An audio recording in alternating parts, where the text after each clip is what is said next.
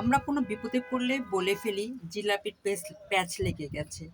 আর এই জিলাপির প্যাঁচটা কিভাবে লাগে এই দেখুন, আটাটা দেখলেই বুঝবেন এবং ডিজাইনটা দেখলেই বুঝবেন কিভাবে জিলাপিটা প্যাঁচ লেগে লেগে একটা জিলাপি হয় খাবার মজাদার।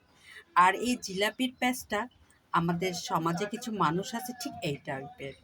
তারা এমনই প্যাঁচ মারে বা এমনই মানুষকে বিপদে ফেলে বা মানুষকে এমনই অপদস্থ করে যে এই জিলাপির প্যাঁচের মতো। তবে আল্লাহকে ভরসা করতে হবে, ধৈর্য ধরতে হবে। একসময় সব ঠিক হয়ে যাবে। যেই প্যাঁচে ফেলবে আর যেই প্যাঁচ তৈরি করবে, উপরে আল্লাহর রহমতে সেই একসময় এই প্যাঁচে পড়ে থাকবে।